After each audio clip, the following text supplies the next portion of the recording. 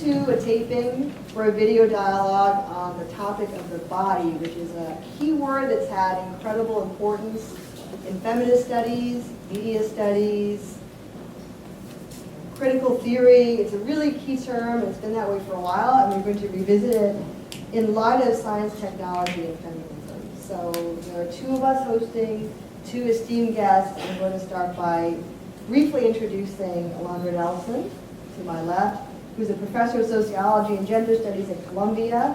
She is also the head of the Institute for the Study of Women and Gender and an expert on the body and technology. She's written a book, Body and Soul, The Black Panther Party, and the Fight Against Medical Discrimination, as well as several others. And I'm going to introduce Jessie Daniels, who's over on the other side here. Jessie is a professor of urban public health and society at the Graduate Center in Hunter College at CUNY. And she works on race, gender, sexuality, and new media.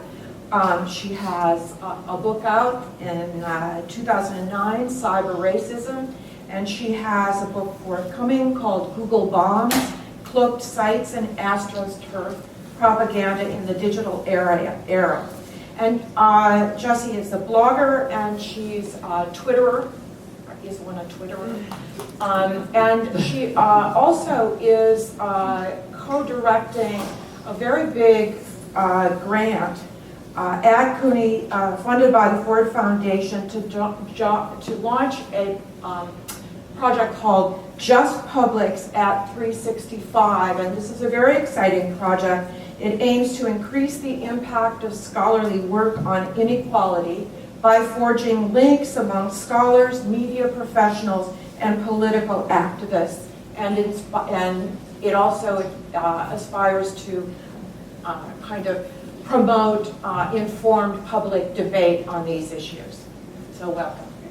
All right, let's get down to it. So we have some questions, which I know you guys have had a chance to look at. If you want to start with a question? Yes, sure.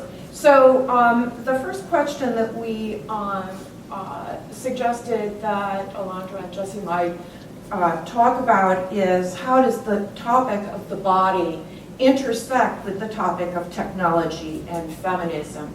Kind of what might be some key concepts or key ideas that need to be theorized when thinking about this intersection? I go first. Thank you, Jessie.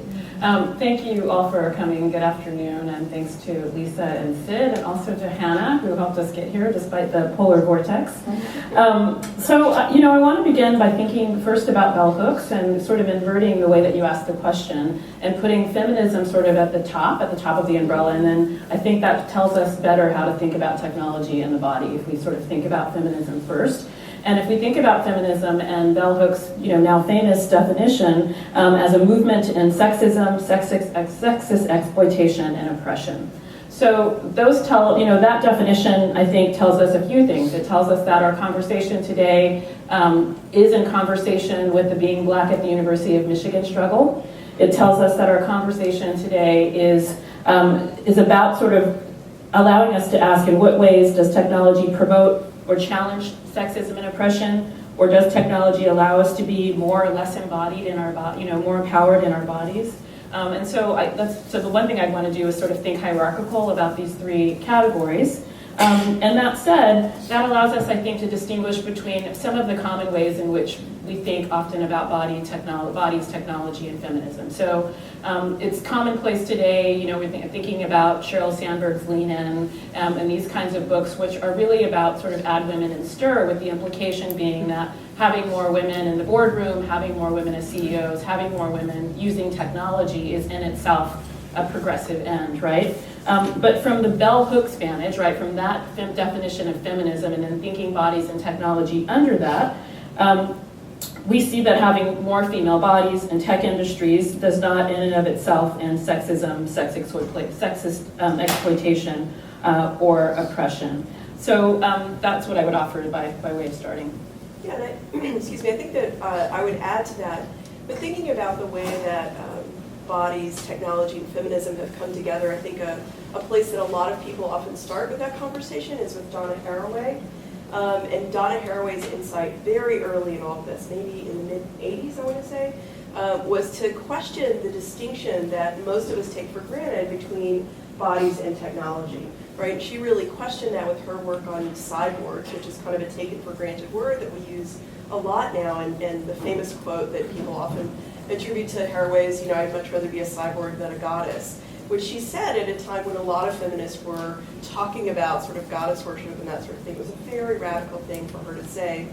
And then there were other people who came along, like Sadie Plant, who wrote a book called Zeros and Ones, who argued that there was something about technology itself that was really transformative in terms of gender. And she argued that women were zeros and men were ones. And there's a lot of ways to critique it, but she was very on the leading edge of that sort of dialogue at the time. But I want to also take the opportunity of this question to expand our notion of technology. I think a lot of times now, when we think about technology, we're thinking exclusively about internet technology or web technologies or social media, and there are lots of technologies beyond, this phone. I mean, this cup is a technology, right? It allows me to have water right here. That's a technology. And Dorothy Roberts actually has written very powerfully about the kinds of technologies that are used in their wonderful, groundbreaking book, Killing the Black Body, about the kinds of technologies that are used to destroy particularly black women. I mean, white women share some of those same attacks, but I think there's a particular way in which technology comes to bear a special burden on women of color in this society. That's what it is. Can you talk a little bit about how your own work, which is so different and yet so related and so important in the area of feminism technology, intersects with these topics, and where you think the future of your work is going in relation to these things? So my first foray was in part a special edition of a special issue of Social Text that I edited in 2002 on Afrofuturism.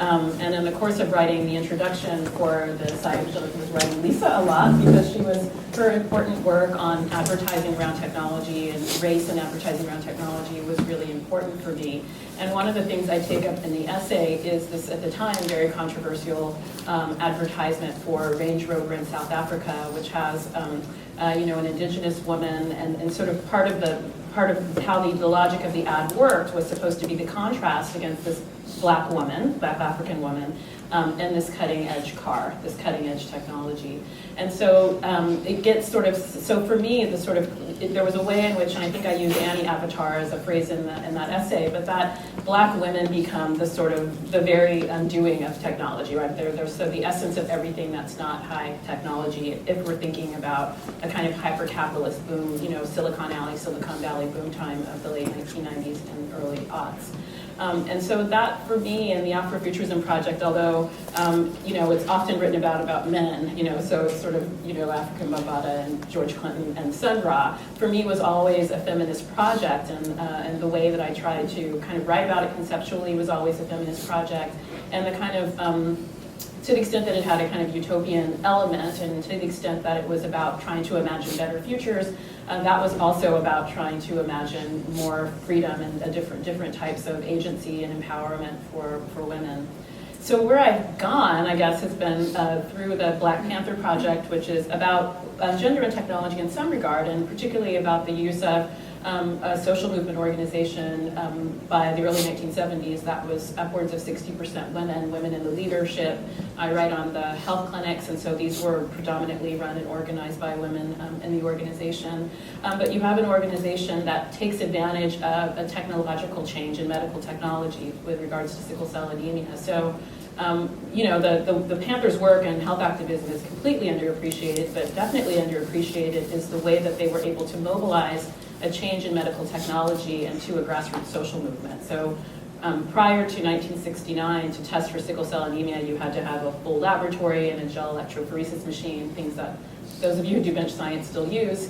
And in 69, a new text called SickleDex is introduced that's portable, inexpensive, can be used by lay people or people without significant training. So that's, I think, an underappreciated sort of intervention that touches on, of course, the body, black bodies in particular, political uses of black bodies, and feminism and technology. And then the new work that I'm doing now on what I'm calling the social life of DNA is really, I mean, one way of thinking about it actually in the context of our conversation is about how the heteronormative family is spun into all of these political endeavors. So I write about genetic ancestry testing, which is really fundamentally about, I mean, it's about trying to find lineages, but it's also in a very kind of heteronormative way, and in some regard a patriarchal way about trying to find mothers and fathers, and sort of understanding that as giving someone a particular place in the world. And while we can be critical of that move, it's also the case that if you can make a claim about the family and families and communities from this foundation, it gives you a particular sort of political lever in the world, because that's a normative kind of conversation and discourse that we speak. So that's kind of how my work circles around these things.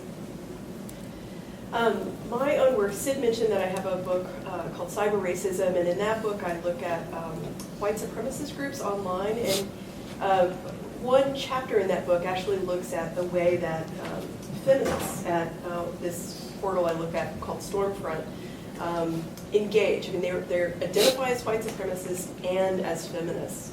And I spent some time looking at the discussion boards there, sort of trying to figure out what their perspective on the world was. And in fact, what I found was actually very disturbing for those of us who identify as feminists, which is that there's actually not, if you don't have a critical racial analysis in your feminism, there's really a lot of ways in which it overlaps very easily with white supremacy. So the women at this discussion group, were pro-choice. They were very much in favor of women's right to choose. They were very much in favor of equal pay for equal work. Sort of if you ticked out a list of sort of the top 10, platform issues of the National Organization for Women, they were right on board with that. So when I finished that work on dealing with, white supremacists, I really wanted to look at feminism and sort of how feminist activism was operating online, and sort of what some people are calling digital feminist activism.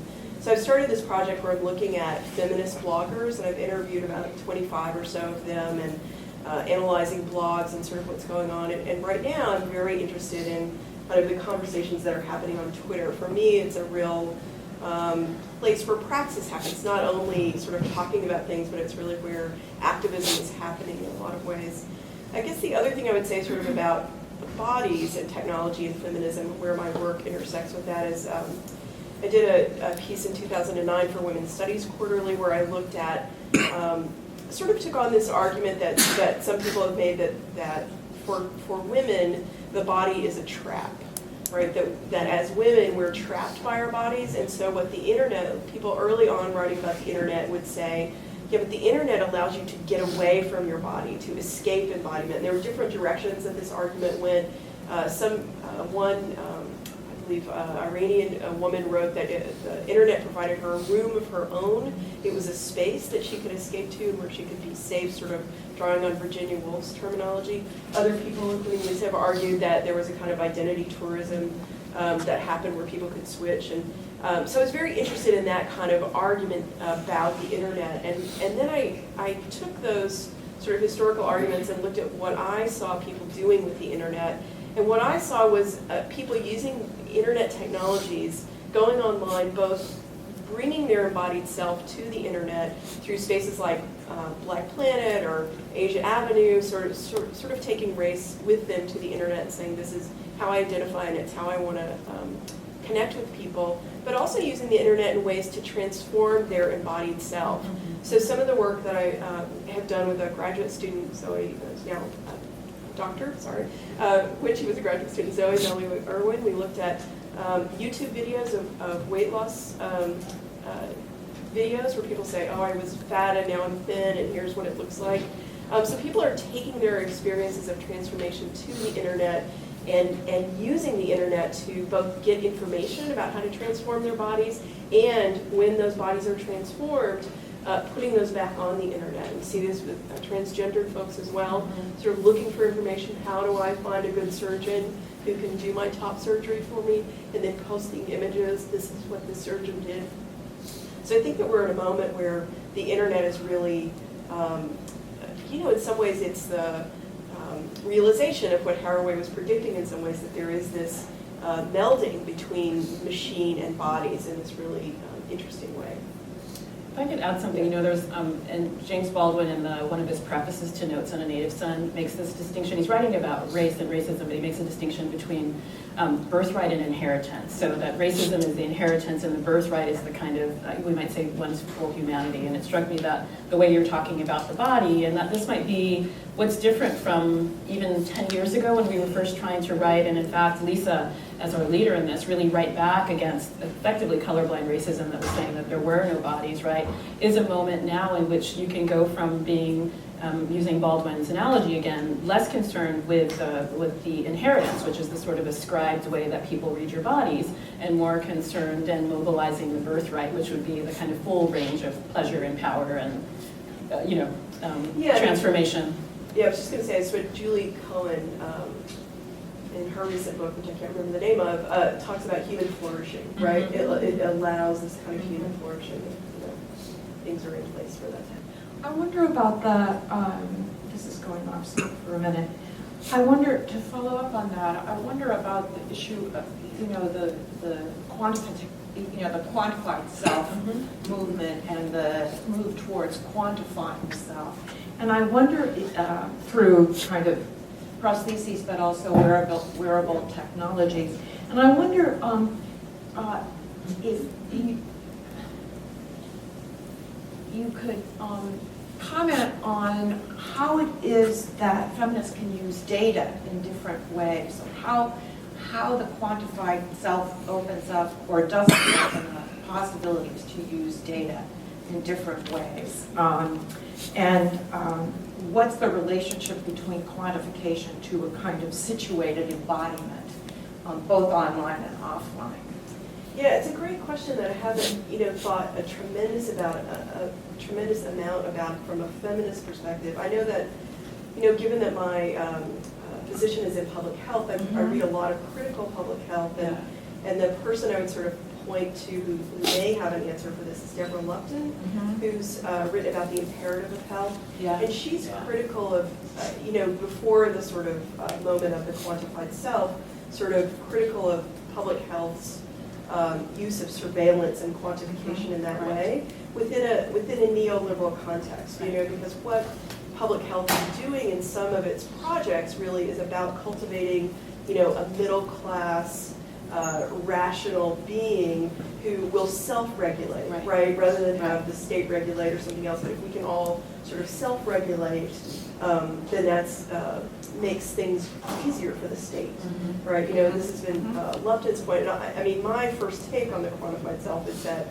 Lupton is the place to go for this critique. I'm very critical of it, but I would love to see some enterprising feminist who has a way of subverting it or reimagining it. I mean, I might offer that we could think of, so one way to think about the quantification and the quantitative can be a scary, always antithetical to feminist and progressive goals. But another way would be to think of it in, I think, a genealogy that comes out of the women's health movement, right? So that it could be, we could think of the quantified self as being an index of the body in a way, and that it's perhaps not entirely different from self-speculum exams. It could be used in that way, right? Certainly it could be used for, surveillance and so I think the sort of institutional setting that matters. So I think that what your caution about and a kind of public health setting with the authority of the state behind it, that it does very much have those implications. But I think it can also be, dare I say it, empowering or at least interesting, right? And that people should be able to be interested Or about their bodies. producing collectively knowledge about bodies. Yes. So. Yeah, I think about actually another grad student now, graduate of my Very CUNY, successful with those graduate students. who, Colette Sosnoe, who did her dissertation on women who are diagnosed with MS and are blogging about it. And so in a way, it's not the quantified self, but it is the same, what Alondra was just saying, it's a way of taking that connection to the body and writing about it in a way that's transformative and for them incredibly healing and powerful. I had a question about the body and how social media forces a rethinking. I'm really interested in this because I remember when the body was a thing in feminist theory, in the 90s it was about acceptance. That was the term often. acceptance, like fat acceptance or trans acceptance. It was about accepting that which you could not change or which was your essence. It was a kind of downer in a way. Right? Acceptance is a very I'm stuck with this. talk about the body, exactly. And the technology was supposed to come in and help you accept it in some way or another. And so I'm interested in the charges that social media have of being overly focused on the body, particularly in terms of selfies that people make. There's a lot more bodily self-representation when we have smartphones and things like that. You just see a lot more embodying of people and broadcasting that embodying. So Yeah, I'm wondering what you all... Yeah, I wanted to just also mention Lisa's fabulous work again, because this is really the turn that Lisa makes in digital culture, sort of talking about, I think this is the place we were talking about identity tourism, we were talking about going online to escape embodiment when we were thinking of the internet as text only. But as you so wonderfully point out in digital cultures, now that the internet is not text only, the internet is visually based. And when we think about something like Facebook, which was really created in a sexist moment, right? It was really about cultivating images of attractive young women at Harvard for the gaze of young men who wanted to select them, right? I mean, that's the genesis of Facebook. And now that we are collectively part of that interface, what it means is that it shapes the kind of visual representations that we create and consume of each other. I mean, I now can't get over being out in a public place, wherever, a restaurant or a park or someplace, and watching young people, anybody below the age of 25, who can sort of instantly pose in a way that I never can. It would take me 20 minutes with a professional photographer to learn how to drop my chin in just the way that young people can do on a moment. Just like lean in, drop your chin, look up, right? That this technology has transformed. I see some people doing the pose in the audience. That's wonderful. It has transformed how we relate to our bodies. And I also know for people, let's say over 25, who absolutely refuse and resist the technology precisely because of the image-driven nature of it. Like, I will not go on Facebook because of, I don't want my picture on there, right? I don't, and there's a kind of, within that interface, there's a kind of, pushback if you try to be on the Facebook without images. Like, listen to the comments. Like, what is the point? It's Facebook. Like, post a picture. So I would only add also for those under 25 who are good. I mean, my nieces are like, that's not my good side. Hold on, I know what's their better side, which I have no idea. But that, I think thinking about the genealogy in the literature, it probably sounds perhaps crazy to some of the undergraduates here to be thinking about people theorizing or wanting that it being desirable not to have a body in virtual space, because it's all about the body now. And so, but that's been, I don't know how to exactly trace what have been the currents of that, partly capital, partly the male gaze and sexual desire, but it's been a transformation. It would be, so if, Microsoft, as you rightly said, is trying to get market edge by saying, imagine there's no bodies, imagine there's no race.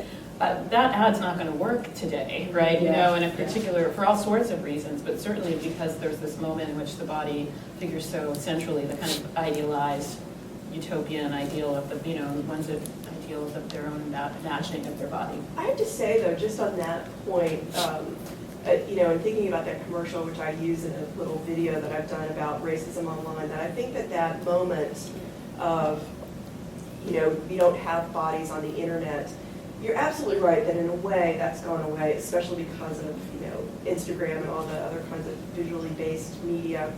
But there's one place that hasn't gone away, and that's around racism and the way that particularly scholars are writing and talking about racism. I don't mean race and identity, I mean racism. There's always this kind of shocked moment when there's racism online because, well, there's no race here. There's still this kind of vestige of, well, we don't have that here. On the internet, it doesn't exist here. So I think that it's, it's not even that sort of transition away from bodies. Yeah. There's the new, I'm going to forget his name. Let's see if I can, Lord. losing my notes here.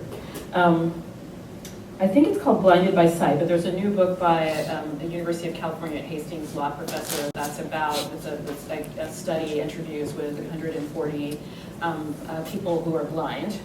He's asking them about race. And so, you know, what's interesting is that they can't see. There is no, imagine there's no race, right? There is no race, right? But that they're taught, and it reveals to us how we're all taught to read cues and visual, and auditory information about race. But what's fascinating about the book is that so often the teaching around race to blind, children by their parents is about sexual relationships and partnering. So it's really about, sort of describing to children, why the hair texture of this person that they seem to be fond of is different from theirs, and why this means that, they shouldn't be in a partnership with this person, and these sorts of things. So, it's such an interesting kind of social experiment on colorblind, post-racial, so-called post-racial America. Yeah. One of the questions we want to make sure we get to before, because we have so many young people in the audience and emergent scholars, before we go to questions, is kind of what the question about what do you think are the important questions on the horizon? Where, thinking out the next decade, what are the questions around this nexus that are going to be in the air to think about? I mean, some of the ones that we've been talking about, but what else? Well, from my perspective, I think that the work of people who are doing both activism and scholarship, to me, are the people who are doing the most interesting things. I'm less and less interested, professionally and personally, in simple theorizing that isn't rooted in social activism and some kind of praxis. And so I just wanted to mention actually the work of Radhika Gajala, who has a long history of doing both activism and scholarship. She developed SAWNet, so the South Asian Women's Network, and has also written really thoughtful scholarship about that.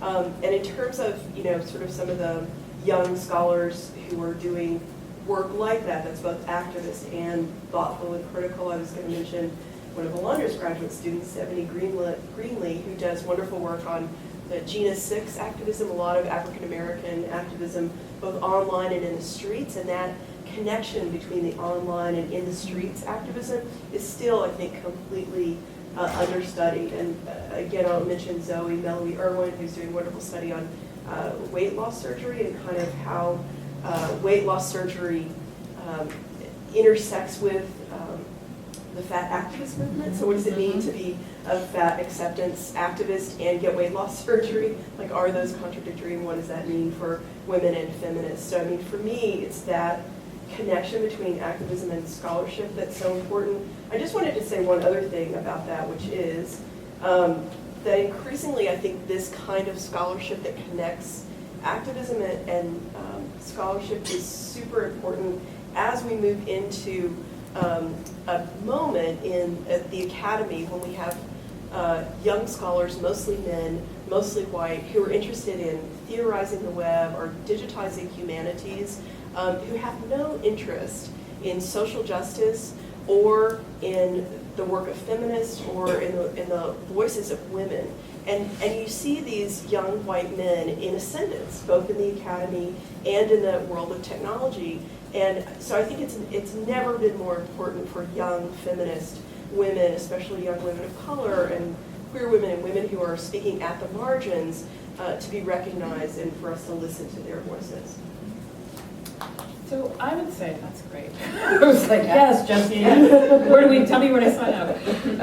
I would say that I think what increasingly I think we're seeing in our students' work, and I think what we face as scholars who care about sexist oppression and want to challenge sexist oppression and other forms of inequality is the sort of increasingly, the sort of iterative and fractal nature of inequality and discrimination. And so, it doesn't look like, what we might think of as discrimination in the internet or inequality in the internet doesn't look like it did 10 years ago or even at its founding. And I think that there needs to be increasingly sort of new ways to think about this. So for example, one of the things that was striking to me, and this is going to sound like a non sequitur in my head, it is not, about the Being Black at University of Michigan campaign is that the demands, their list of demands that harken back to the Black Panther Party's 10-point platform are about the sort of iterative nature of inequality after you get over issues of access, right? And so we face the same thing here with technology. So long we were sort of preoccupied with access. So it's like, okay, you're here, we let you into Michigan, we let you squeak by on affirmative action, like Professor Legendre Nelson, damn affirmative action cases, and but yet you have to be on the periphery of campus life, or you have to be on the periphery of the physical plant of the university, right? And so I think that certainly with regards to with technology, internet technology, and other forms of technology, even things that have to do with healthcare, if you think about the Affordable Care Act, there's increasingly more people under the umbrella, right? But that, inequality is always moving around, and forms of domination are always moving around. And, one of the questions you had posed to us was about, who was an important figure for you in thinking about this. And one of my answers to that was Octavia Butler and her Exogenesis series and her other work, which are about sort of what happens after you get what you want, or what happens when the end of the world comes and we get to start all over, right? It's a tragic, terrible thing, but what happens? And often what happens is new forms of hierarchy based on other things, right? And so I think that the sort of challenge and the cutting edge is to learn how to write and think and not have a sort of theoretical and social justice lag between the sort of changing iterative nature of these inequalities and how we can challenge them and also think about them. Great. Okay. Well, I think we can open it up for questions. We have a wonderful audience here, tons of smart people. So who would like to start with a question around technology, feminism, and the body? I'll just start with something. Yeah. So my name is Carrie Rechler. I teach at McGill University in Montreal. And thank you so much, first of all. This was really exciting. Just great to hear your thoughts, and also your genealogies as well. I wanted to pick up on the quantified self question, if I could, because I think that's really interesting and also really significant. For those of us in the audience who might be living with chronic diseases, various forms of disability, being able to quantify one's embodiment is actually really essential for living and survival and thriving.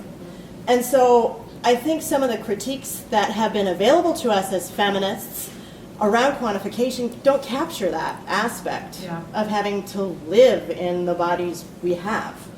So I think that's an interesting, I like the genealogy you were drawing to the women's health movement. I think that's really important. And I think there needs to be a conversation around that. So this is a very long comment, more than a question, but I'm trying to think through that. Like, how do we get out of the quantification is necessarily bad idea, and instead look at the ways in which it's another tool that people actually build communities around as well. I have type 1 diabetes. Any other diabetic I know, they'll be like, so what are you testing? Right. And that's this kind of moment of recognition, and also of kind of advice giving, or the things in which you'd want to ask people who also have type 1 diabetes, because we don't wear signs that say, I'm type 1. So I'm just, it's how do we think about those, and what are the feminist tools we might have for actually thinking, I think, a little bit more substantially about what the quantified self. Okay, well, I'm going to translate that real fast. Okay. Lisa, sorry. So I'll probably get it slightly not perfect, but where is the feminist purchase or benefit to questioning the quantified self when there are so many other ways in which the movement serves women's bodies around specific chronic illnesses or conditions which may not even be fully understood? So where can feminists know when to critique and when to affirm this movement?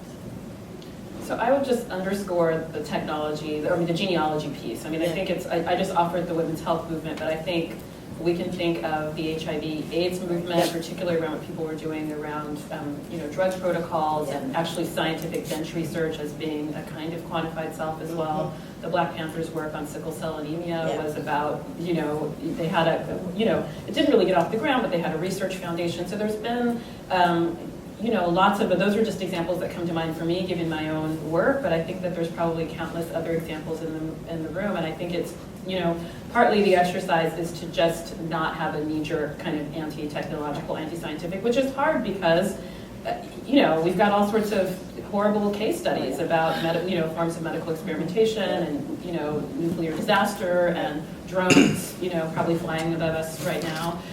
So it's hard not to do both, but it does offer that possibility as well. I think the other thing that comes to mind for me with your question is one about community, which is the word that I would foreground with that discussion. Yeah. And that changes the conversation, it seems to me. I've written a little bit about and I'm critical about the kinds of metaphors that we use for the internet, the tool being one of them, Right. But then we also say it's a space, is it a tool, is it a space, and the price of a good metaphor is eternal vigilance, right? It can't be both of those things, or maybe it can be, but I think it's confusing sometimes the language that we use, when really what's important is the community, right? I want to find other people who share this concern and share this issue, you know what I mean? And for me, that reframes it so that it's not about the quantified self, right, which carries within it the sort of neoliberal, atomized self and the quantification to go along with it. It's about how do I find a community of others who share these sets of issues, this concern. I would also think, looking forward, it also strikes me as being like a wonderful project for sort of feminist coding, right? Because so what do you do with all the data? So it was a quantified self, you're using somebody else's kind of architecture to make sense of the data, but what if you could pull the raw data and sort of do other things with it? Try to, thinking about environmental illnesses, try to make claims about things that are happening to bodies as a result of certain environmental factors or these sorts of things. That's an interesting future. Right. So what would it mean to have women in one county near a toxic waste dump all pool their data together from their Fitbits or whatever, right? That's a different thing than the quantified self, which is about the neoliberal policing of my individual body. People are doing that online around diagnoses as well, right? And trying to sort of find community and even like, how do you diagnose illnesses that aren't easily diagnosable? Okay, other questions? So I'm just starting my research right now and looking at information communication technologies and natural/human disasters, basically information systems in crisis. And I'm having a really hard time kind of articulating to my professors about why feminist critique and coming into this would be like something really meaningful to look at moving forward. Do you have any suggestions on like directions I can point people / directions I can articles or books or critiques that I can start looking at so I can start building an argument that this is a very important way to do that? Sorry, that didn't make any sense. Are you a Michigan student? Yeah. You should be working with Lisa. Are you working No. so that would be the point one, work with Lisa. No, it's like, I'm kidding. No, I'm kidding. You should reword your question. Oh, sorry, reword the that's question. Okay. So tell me if I'm wrong, but it seems like your question is, how do you convince peers in a discipline that feminism should be part of a critique when you're looking at something technological, say, like natural disasters, that don't seem on the face of it, or at least to these people, that seem very feminist, which is a great question for the ages. And you can definitely answer that question. Well, I mean, you have to, in some sense, come correct. You have to come with some citations, and the place that I would start is probably with Anne Balsamo and designing culture. So and she does a wonderful sort of job of talking about how, when information architecture gets built, there are assumptions that go into the building of that architecture, and they need feminist critique. That's about the shortest I can summarize her work, but I would put you there as a start, and you can just hand them her book and say, I think this makes an important point that informs my work, and I want to do this. I think also, I mean, the mantle of feminist scholarship that you've taken for yourself requires that we make our own tools. I know that's not fair, but there's a long intellectual tradition of people, doing mashups of literatures that weren't supposed to go together and couldn't be, or sort of, not cognizable to people who they were supposed to matter to. So I think you're in a very good tradition, and that you should, hopefully that should give you some courage when time's needed. But I think that you should look the outcomes of these disasters. I mean, so if you're only looking internally, intrinsically at the systems, then there's, it's hard to find the social stuff in there, right? But if you look at the outcomes, if you look at Hurricane Katrina, who were in the Superdome, what bodies were floating in the street. I mean, that's very much certainly about women and about women, mothers, and children. Also about masculinity, Bush masculinity, Black masculinity, poverty. And if we think about the recent typhoon in the Philippines, which I didn't follow that closely, but I looked at some of the photographs, and it was like, warehouses of women and children and churches all over the Philippines waiting for rice, and so so it's not only internal. We don't only care about the inside of the system, right? And to the extent, even if you want to only care about the inside of the system, we know from a kind of science and technology studies perspective that everything in that system is social, right? That comes to be black boxed as an architecture that's not social. So I think you can take, come correct, as Jesse said, but you can take angles even on the canonical stuff that's sort of orthogonal to what the sort of expected road should be, and that's a valiant and well-trod feminist path. I'm really interested, Jesse, in what you said about Twitter and activism. It's a really sort of amazing site for activism, and it's so instant. It's sort of an instant activist campaign, and that there's something really wonderful about that, and there can be something, disturbing about that at times. And I think the most recent one that kind of really became emblematic of both of that wonderful and disturbing quality was the Has Justine Landed Yet Twitter storm, where somebody who had somewhat of a public profile because she was a digital communications specialist herself, and yet she wasn't somebody who was famous, said something really stupid about AIDS in Africa, and everybody just instantly, it just became very public very quickly. And then there was this sort of morning after reflection about, we just did this thing to this person, and so it's like we have this political campaign that got all this movement really quickly. So there's the political is really exciting, and then there's like, oh my gosh, the personal, what do we do about that? And I found that to be a really interesting moment because it was such a very spontaneous, untheorized for the most part, because of its just very sort of instant public quality, sort of intersection of the personal and the political and how you deal with these issues. But I just thought it was an amazing moment. And then now I sort of see that in so many of the other Twitter storms. And since we're talking about health, the shaming of the woman who was tweeting about her cancer process through the Kellers, and that instant critique was fantastic because you just can't do something so wrong anymore and have people not notice for 2 months. Someone's going to notice right away and bring a lot of people's attention to it, which is really wonderful. Oh, so translation, that's hard. Yeah, right. So has Justine Landed Yet shaming of women on Twitter? I mean, that seems like something. What's the cancer? I don't know the cancer. There's Lisa, I can't remember her last name, so you probably just named her. Is that what I you're don't know. Yeah, so just to further restate your question a little bit, which was sort of, is Twitter a place for praxis? Is it useful, or is it detrimental and harmful to people? So I have actually a lot to say about this, probably more time than we have here, but I want to start with what Has Justine Landed.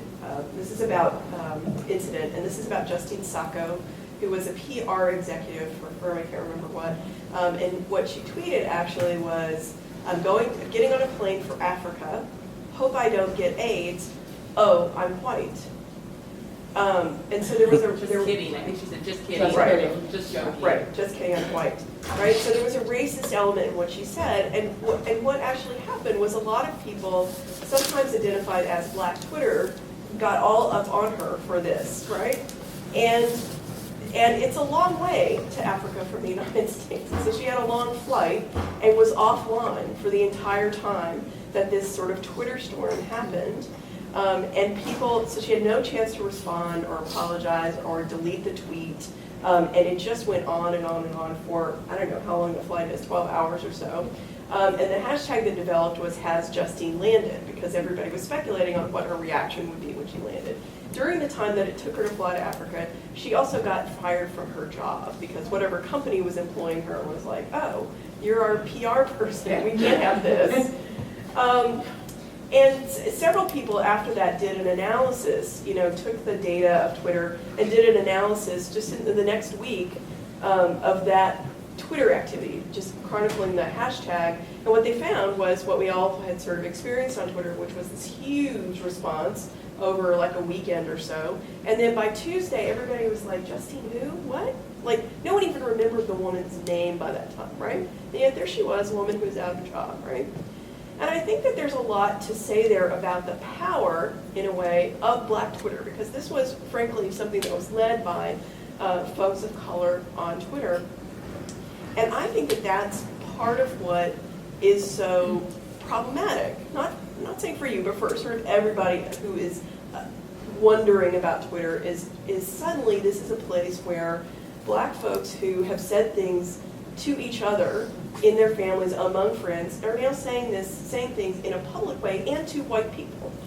So there's a really powerful mechanism that's going on with Twitter where people of color are speaking back to white people in a way that has not happened that ever in this country, you know? And for that, I'm just completely enraptured of Twitter. Like, I love it for that aspect, you know? I think there are personal consequences that we have to think about, you know, with that kind of power, but I think that there's some real potential there. I mean, I think the other thing that's going on with Twitter in terms of the backlash, I mean, you mentioned a woman who's also named, I can't quite recall, but she's an activist.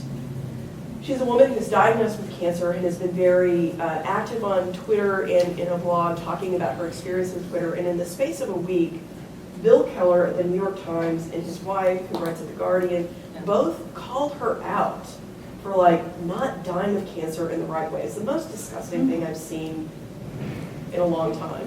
And everybody sort of came to her defense after that, you know, in a way that was heartening to see, and I'd be happy to see Bill Keller go down. But I think that it's important to not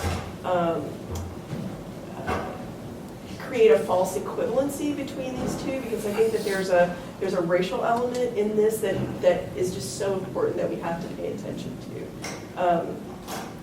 And I think that the real backlash that happens on Twitter, frankly, is against you know, a lot of the Black feminists that I follow who try to name the racism of white feminism, and they get attacked viciously by white feminists. And I think that's kind of the real thing that we should be talking about.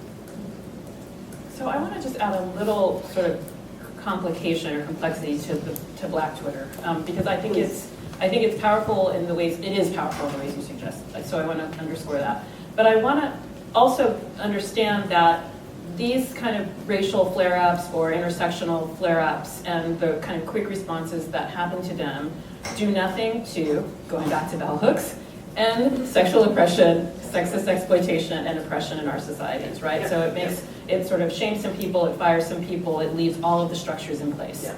And so I think that we need to always keep that in mind, even though it's a great organizing tool. I'm not trying to sort of cast a cloud over the really wonderful and powerful things, but also that the phenomenon of Black Twitter sort of is a consequence of inequality. I mean, the reason why there's such a preponderance of people of color, Blacks and Latinos, for example, on Twitter is because they access the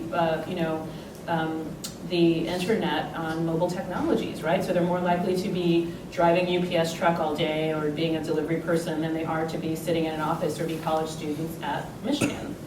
That now has, what, 4% Black students? I'm sorry, I'm just going to be being Black at the University of Michigan all day long. And so that makes a difference on how you can access technology. And so that means that, you know, Twitter, because you can do 140 characters on a cell phone, becomes, just to suggest, just to say explicitly that the community of Black Twitter is created out of conditions of inequality, I would say, technological inequality.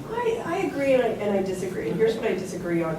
I mean, you're right, absolutely, about these conditions of inequality, but the thing that I always point to is kind of, I was thinking about your comment earlier about, in talking about hooks, how Black women get singled out as sort of the character who's going to be the demise. And I often see Black women, when there are articles about technology, sort of Black women as characterized as, on the other side of the digital divide. And there's actually this one screenshot that I use in talks that I've given before where it's from an online news source, and there's an African-American woman sitting in a pink robe, and she's in front of her laptop, and she's sort of got her head like this, like, oh my God, the computer, how will I ever figure this out, And the headline on that piece is, digital divide leaves Blacks and Latinos behind, right? And then you read the research, and at the bottom of it, like what the research that they're actually reporting on is this thing, that Blacks and Latinos use mobile devices more. So yes, that may be part of inequality, but I also want to recognize the power, of Blacks and Latinos and the resilience of like figuring that technology out, which never gets named in those digital divide articles, Absolutely. right? I mean, yeah, we tried to make a similar argument in Technicolor, a book that I did in 2001, so I totally agree. I just wanted to not leave that unsaid. Hi, my name is Roxanne, and I'm just like wondering, actually right before I came to this, I saw an ad about Aerie, it's like part of American Eagle, and how they have this new campaign. It's like I'm on airbrush, and so they use models that they have no Photoshop on them. Yeah. And that's a new campaign, but then it's also made me think about the other woman who, it wasn't Photoshop, but she put exercises in her, and she posted up a picture on Facebook on her page and saying like, what's your excuse? And this kind of like empowered some women, but then also kind of brought some people down because they appreciate their bodies. So what is the best ways to empower women? Through what ways, through what technology, and how can we as young people also help others? I'm an RA, so I would really love to be able to talk to my girls and help them out with their body images and the way they think about themselves and stuff. You earlier used the phrase, the one for the ages, or the question Yeah. of the Yeah. ages. It's another question for the ages. Yeah. So I take it your question is about body imaging technology Yeah. and how this is or is not helping even actual body images, right? Because sometimes these can be used to try and encourage, other times they can be used to shame people. You mentioned the one of the Filipino American woman, which I saw on Facebook too, where she has her 3 little babies and this massive 6-pack of abs. She says, "What's your excuse?" So yeah, maybe we can talk about. Skinny is the new strong. Yeah. Or strong is the new skinny, sorry. Right. It's the new student, yeah. Yeah, strong. So yeah, Photoshop, visual imaging, filters, maybe. Filters. I think the answer, in some ways, the question that you're asking is about what's technology, what is the technology that women can use to empower themselves? And I would say that there's not one, or they're all of them. It really depends on the women who bring their own embodied selves and their own consciousness, critical or not, to the technology. So one of the things that I worked on is a little bit around the body image stuff is the kind of fat acceptance versus pro-Ana. Are you familiar with the pro-Ana community? These are mostly young women, mostly white, who are incredibly thin to the point of anorexic and want to form a community which will validate their anorexic proclivities, called pro-Ana. And the thing is, people in fat acceptance movement, people in pro-Ana communities are both using the same technologies, right? Photos, Photoshop, YouTube, Instagram, whatever it is. And they're coming at it from completely different directions, completely different consciousness, completely different relationship to feminism. Fat activists tend to be more feminist, though not all of them. The pro-Ana girls, not so much with feminism, right? So it's not really, there's not like a technological answer, unfortunately. But the other thing that I would say, just sort of pulling back a little bit from the body image question and sort of talking about women and empowerment. In New York City, where I live, there's really a movement that started called Hollaback. I don't know if you're familiar with that movement, but the tagline of this website and the movement is called "If you can't slap him, snap him."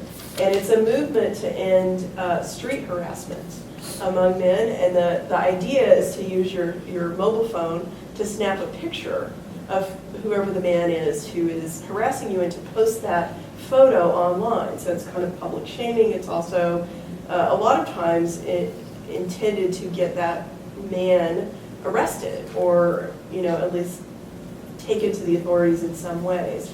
Now, Hollaback is all over the world now. It started in New York, but it's global. I don't remember now how many outlets of it there are. So in a way, this started as a real use of mobile technology and photos to empower women in this incredible way. The way that it's played out, though, not everywhere, but the way I see it playing out in New York is that these are predominantly white women who are taking photos of predominantly men of color on the subways, right? And then turning them into the police in a context in which we have this carceral state that's already hungry for the bodies of young Black and Latino men, right? So this thing that started as feminist empowerment, because it lacks a critical race consciousness, to my mind, has gone horribly awry, because now it's just part of the carceral system. That's my take. Any last words on the body and technology? Not to put the body to rest, just to wrap it up. Does anybody want to add?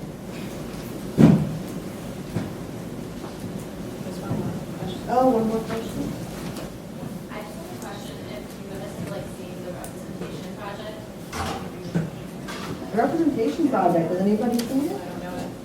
It's basically about just how women, right now, and it was just a short 2-minute video that a bunch of people were sharing on Facebook, and it was just basically about how, and it was titled "How the Media Made Up Women in 2013," and it talked a lot about just how women were being reduced to objects and stuff like that, and I was wondering why, and then I shared it, and I had really bad kind of responses from a lot of males about how this isn't what I should be worried about, because there's a lot of worse things going on around the world. So, and I mean, I'm originally from Palestine, so obviously I know it's not as bad as it is there, but I think that I was just wondering why there is such a negative kind of connotation to if I'm feminist immediately, I'm someone who's smart for all these things and stuff like that. What do you guys think about how that is entering about? Another question is, who wants to? Good question. I think young woman mentioned posting something about the representation project on Facebook and getting a lot of backlash, especially from men commenters. And the question really is, why is there backlash against feminism? Another question. I mean, we're laughing because we agree. I mean, we're not laughing at, we're laughing in agreement. But I think the technology aspect of that is that, if it's on Facebook, people are very free to unlike, right, or respond quickly, right? Like feminism, what a waste of time. Why would you worry about things that really matter? Where without that network technology, this just might be in someone's head, or they might say it to you privately. It doesn't become part of a record or part of your own social identity that now you're the feminist and everybody loves to hate, right? But to post something and then to invite comments is to produce a social self, which is now about this stance. And the part about it not being important, I mean, that's what we would call probably trivializing of feminism, and that's an old trick. They used to do that all the time. It's important if it's happening to you and it's affecting your life. Okay, well, I think we can wrap it up. I think our AD is giving out. Anyway, thank you very much for coming.